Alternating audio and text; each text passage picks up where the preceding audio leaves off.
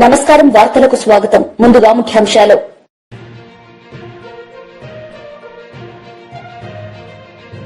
పట్టభద్రుల ఎమ్మెల్సీ ఎన్నికల్లో తన ఓటు హక్కును వినియోగించుకున్న CM Chandrababu Naidu.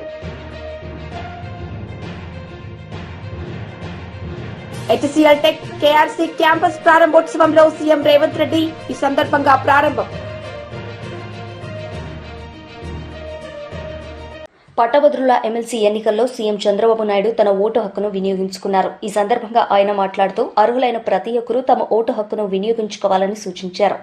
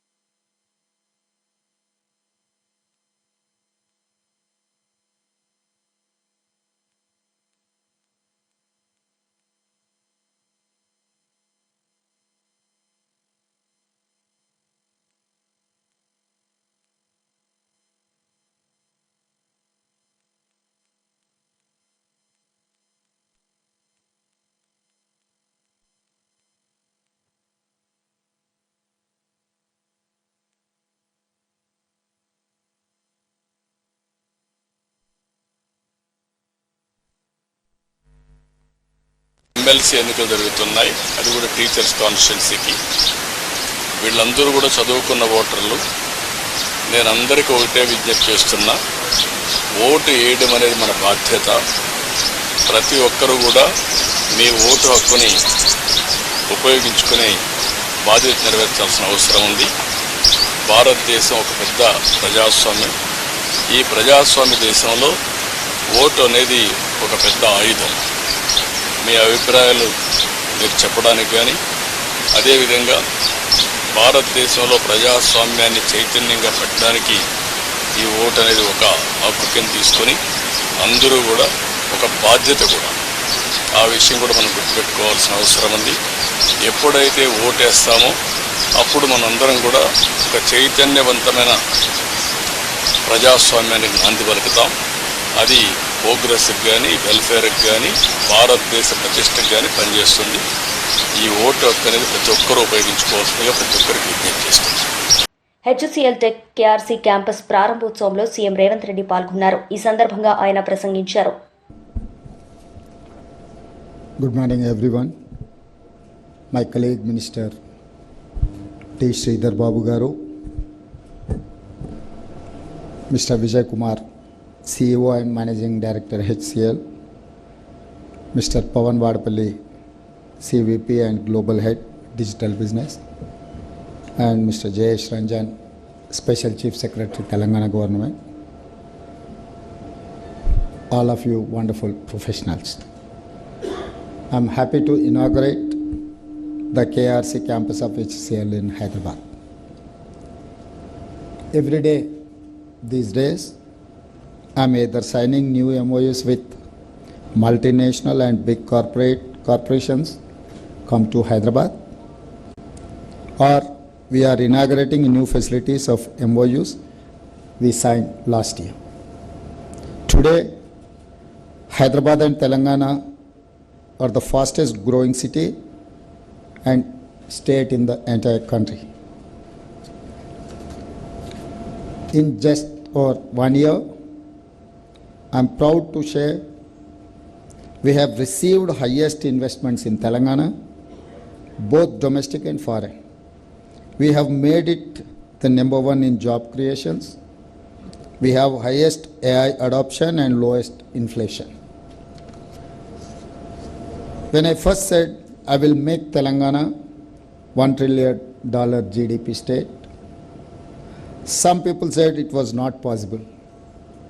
Now, after 2 trips to Davos, where we signed 40,000 crores and 1.78 lakh crores MOUs, every 1 year, everyone is saying yes, Telangana raising cannot be stopped.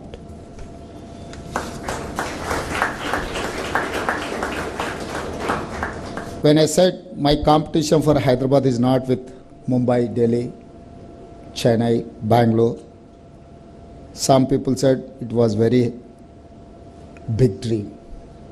Now, when we made Hyderabad #1 in EV adoption, when we are transforming our state into hub for data centers, green energy, for life sciences, for biotech, for skills, for manufacturing, for agri-processing, people say, yes, Hyderabad is not unstoppable.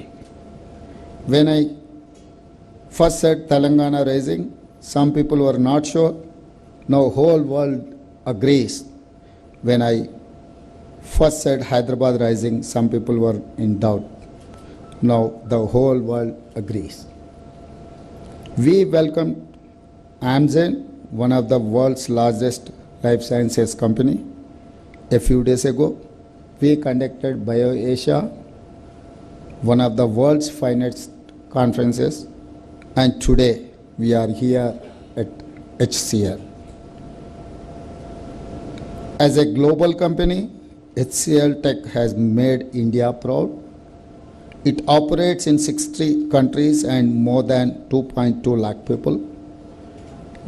You create world-class offerings in digital, engineering, cloud, and AI across many verticals. Since you first arrived in Hyderabad in 2007, you have grown bigger. Today, with this world-class facility at KRC, with nearly 5,000 people in 3.2 lakh square feet area, HCL Tech will do great things in Hyderabad, just like Telangana government. 22nd IO Asia 2025 వాలిడిక్టరీ హెచ్ఐసిసిలో కేంద్ర మంత్రి కిషన్ రెడ్డి పాల్గొన్నారు. ఈ సందర్భంగా ఆయన మాట్లాడారు. Over the last decade, India's Prime Minister, Honorable Narendra Modi leadership has worked tirelessly to lay foundations of the Atmanirbhar Bharat, a self-reliant India. As a result, we have transitioned from a second largest defense importer to the top 25 defense exporter nations.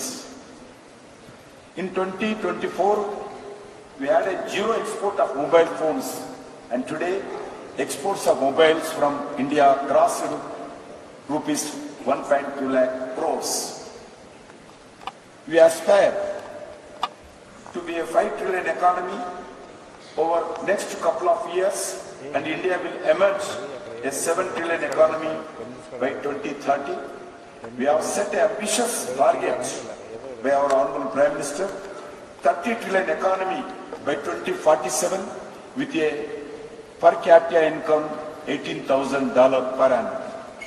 Friends, all of this happened due to vision, leadership, speed of execution, talent of youth, experts of our dynamic entrepreneurs. Over the past decade, the government of India has transformed the fear of doing business into easy of doing business.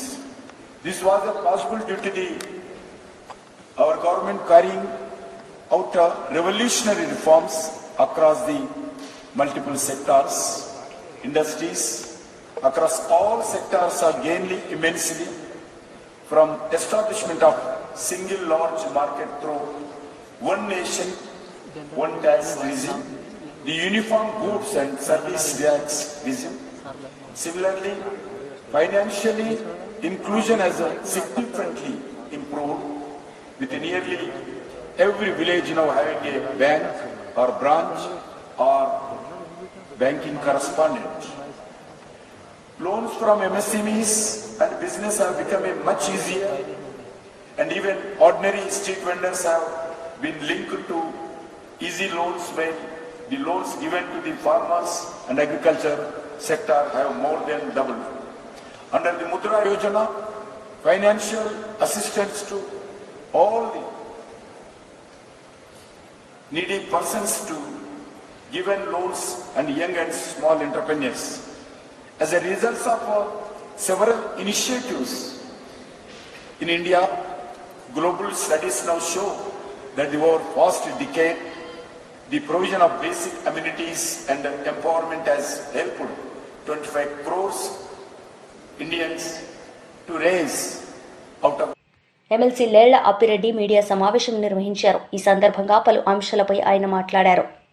నేను సూటిగా అడుగుతా ఉన్నా, మా ప్రీతమ నాయకుడు జగన్మోహన్ రెడ్డి గారు మాట్లాడిన వైఎస్ఆర్ కాంగ్రెస్ పార్టీకి సంబంధించినటువంటి నాయకులు మాట్లాడినటువంటి సందర్భాల్లో కూడా ఇవాళ శాసన మండలిలో ప్రధాన ప్రతిపక్షంగా ఉన్నాం.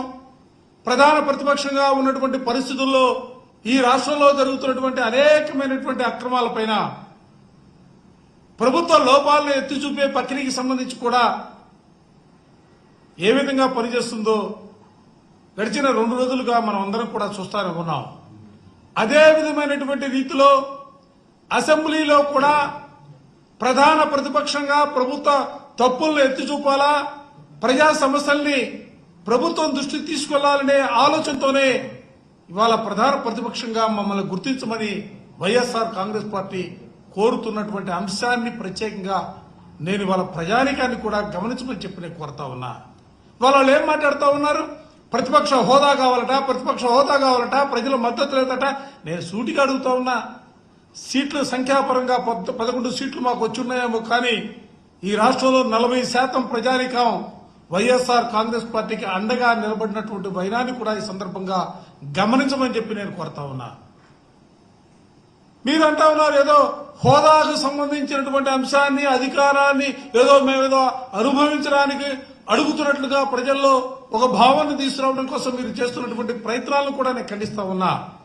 ఇవాళ వైఎస్ఆర్ కాంగ్రెస్ పార్టీ ప్రధాన ప్రతిపక్షంగా గుర్తించమని అడుగుతున్నామంటే, ఎందుకంటే అసెంబ్లీలో చూసుకుంటే అధికార పక్షం, ప్రతిపక్షం మాత్రమే ఉంది. అధికార పక్షంలో తెలుగుదేశం పార్టీ, జనసేన, భారతీయ జనతా పార్టీలు ముగ్గురు కూడా ప్రభుత్వంలో భాగస్వాములుగా ఉన్నారు. ఇక 4వ పార్టీ వైఎస్ఆర్ కాంగ్రెస్ పార్టీయే. అందుకే వైఎస్ఆర్ కాంగ్రెస్ పార్టీ ప్రభుత్వాన్ని నిలదీయడానికి సంబంధించి, ప్రభుత్వం తప్పులు చేస్తుంటే ఎత్తి చూపడానికి సంబంధించి, ప్రజా సమస్యల్ని ప్రతిబింబించడానికి సంబంధించి ఇవాళ ప్రధాన ప్రతిపక్షంగా గుర్తించమని చెప్పి మేము కోరుతా ఉంటే దానికి వక్ర భాష్యాలు మాట్లాడుతూ ఉన్నారు. మాకు అధికారమే కొత్త కాదు. మా నాయకుడు ఈ రాష్ట్రంలో 5 సంవత్సరాల పాటు ముఖ్యమంత్రిగా పనిచేసినటువంటి పరిస్థితులు ఉన్నాయి. అంతకుముందు కూడా ప్రధానమైనటువంటి ప్రతిపక్ష నాయకుడిగా పనిచేసినటువంటి పరిస్థితులు ఉన్నాయి. మేమే అధికారం కోసం ఆరాటపట్ల మీరిచ్చే జీతబత్యాలో లేకపోతే మీరిచ్చే కారులో హోదాను అట్టి కోరుకోవటలా.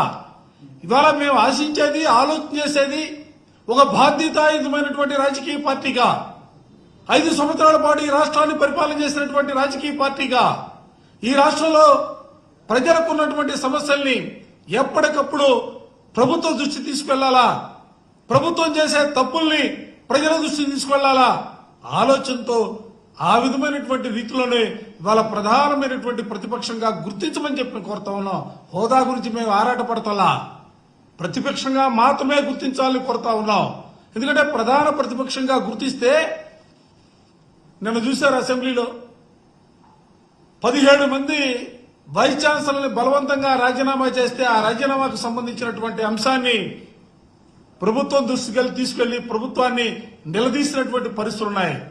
4 లక్షల మంది ఉద్యోగాలు ఇచ్చామని చెప్తే ఎక్కడిచ్చారని అడగడానికి మాకు అవకాశం ఉన్నటువంటి పరిస్థితులు. అంటే సమయం ఉంటే, మాకు సమయం ఇస్తే ఈ రాష్ట్రంలో తెలుగుదేశం ప్రభుత్వం రాష్ట్రంలో విద్యుత్ డిమాండ్ రోజురోజుకు పెరిగిపోతోంది. ఉష్ణోగ్రతలు పెరిగిపోవడంతో ప్రజలు ఫ్యాన్లు, కూలర్లు, ఏసీలు భారీగా వినియోగిస్తున్నారు.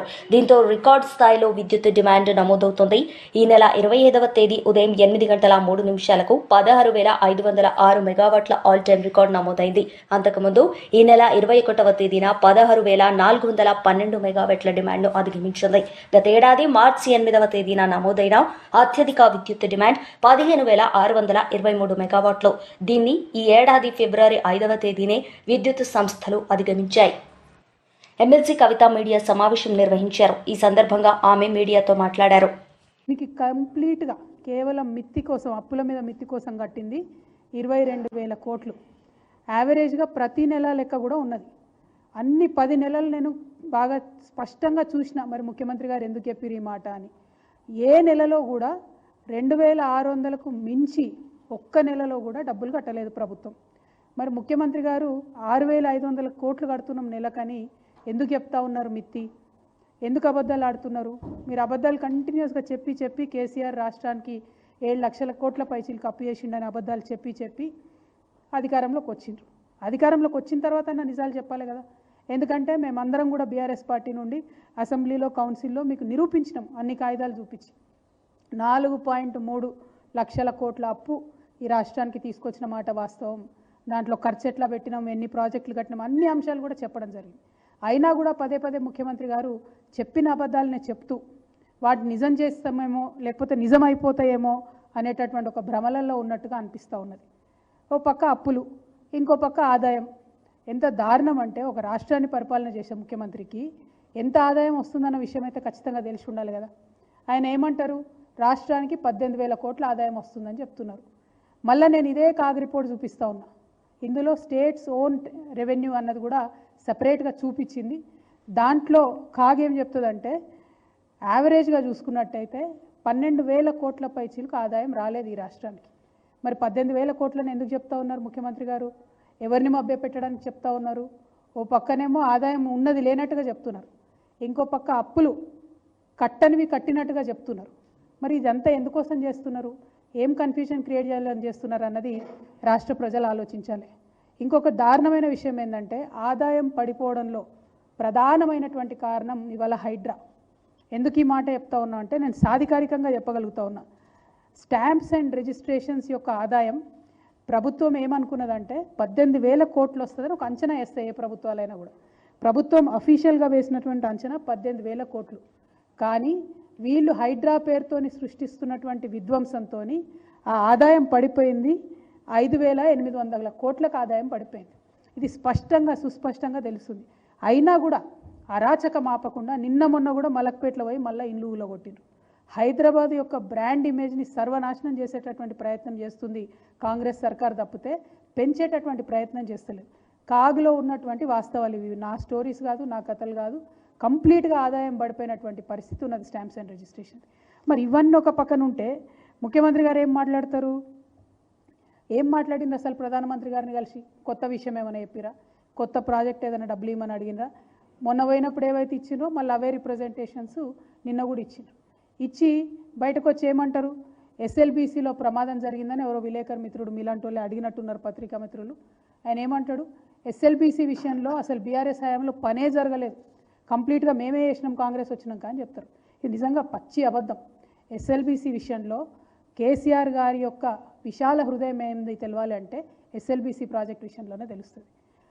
మనం కేసీఆర్ గారు అధికారంలోకి వచ్చినాక రాష్ట్రం కొత్తగా ఏర్పడ్డ తర్వాత అసెంబ్లీ సాక్షిగా అసెంబ్లీ కమిటీ హాల్లో అఖిల పక్షాన్ని పిలిచి ఏర్పాటు చేసి ఎస్ఎల్బీసీ పరిస్థితి ఇట్లా ఉన్నది, మరి అందులో ఒక మెషిన్ అక్కడ చిక్కుబడిపోయి ఉన్నది, అది బయటకు తీసే పరిస్థితి లేదు, కంప్లీట్గా అభయారణ్యం, ఎక్కడ కూడా ప్రాజెక్టుకి పర్మిషన్ వచ్చే పరిస్థితి లేదు, బయట ఇంకో మనిషి పోయి కాలువ దవ్వే పరిస్థితి లేదు, ఈ టనల్ ఫినిష్ చేయాల్సినటువంటి బాధ్యత మన మీద ఉన్నది.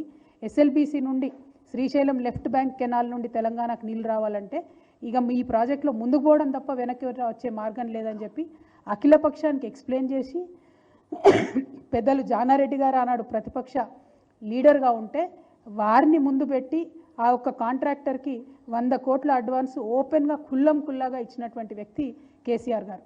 ఆ తర్వాత కరోనా వచ్చింది.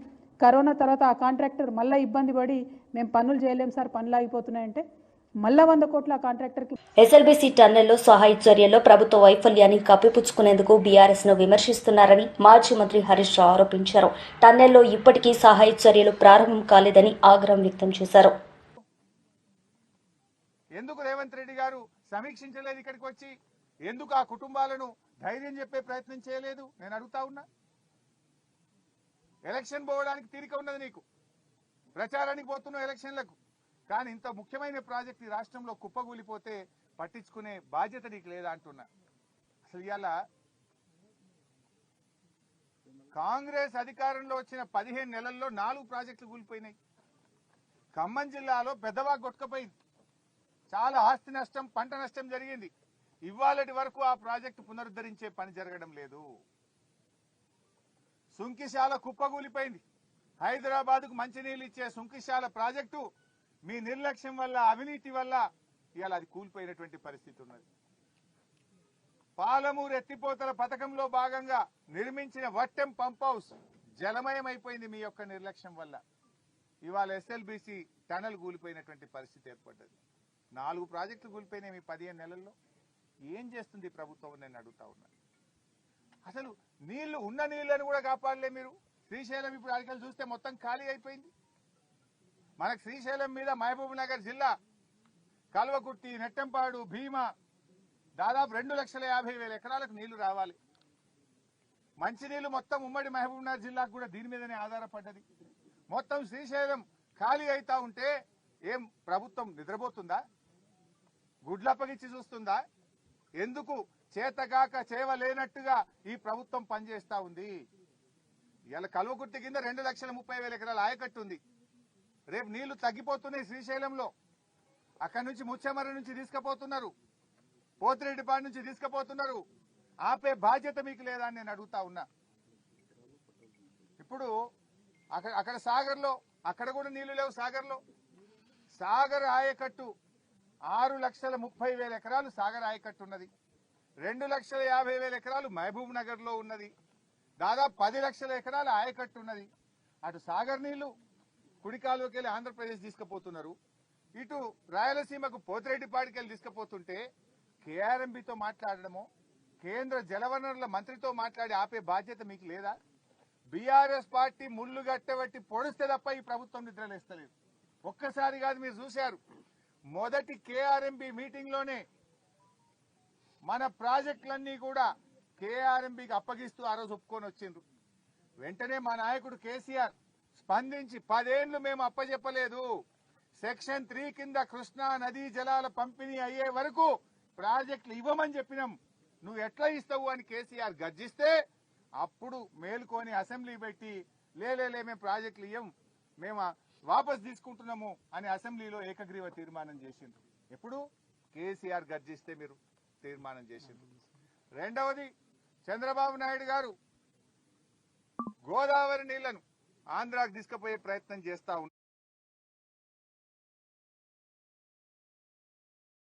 ఉన్నాడు. ఆయన గోదావరి బంకచెర్ల లింకు పెట్టి 150 టీఎంసీల రిజర్వాయర్ కట్టి ఉన్న గోదావరి నీళ్లను కూడా ఆంధ్ర తీసుకుపోతుంటే కూడా ఈ ప్రభుత్వం నిద్రపోయింది. హెచ్సిఎల్ టెక్ కేఆర్సీ క్యాంపస్ ప్రారంభోత్సవంలో మంత్రి శ్రీధర్ బాబు పాల్గొన్నారు. ఈ సందర్భంగా ఆయన ప్రసంగించారు. And we are proud to say that, and we just heard Mr. Vijay Kumar and Mr. Pawan telling their experiences, how the ecosystem over here over a period of 2 decades has helped them to come up with the new tools and techniques and the products which are relevant to the existing competitive industries. And when they've been mentioning about the advent of AI engineering services coming into play, especially in HCL Hyderabad, and it was interesting to know that the journey in AI started, that to this part of the globe, that to Hyderabad, and we are proud of our, highly skilled force who made it possible. And I'm also pleased to know that there are about 15 patents which have come from here. It's not a joke, and from 2017 till now is one phase, and I would agree to Mr. Vijay Kumar Garu, now the real transformatory stages come all over the globe. All these years, I'm very fortunate to say that when 1992, our government took the advantage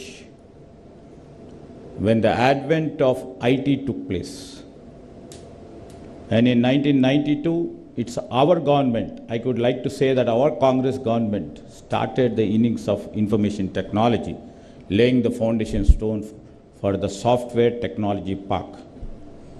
And if you have seen, in 2007, you are the true witness, we encouraged many companies from all over the globe to come, coexist with us, collaborate with us, and see that, the best of the talent available here will be helpful for them, vice versa. It will be helpful for our state. And now, the traditional IT mode phase is over.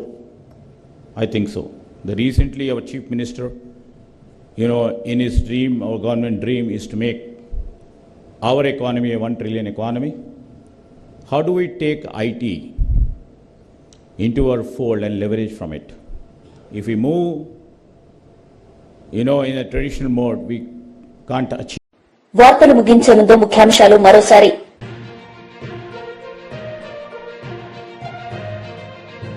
పట్టభద్రుల MLC ఎన్నికల్లో తన ఓటు హక్కును వినియోగించుకున్న CM Chandrababu Naidu. HCL tech KRC campus ప్రారంభోత్సవంలో CM Revanth Reddy ఈ సందర్భంగా ప్రారంభం.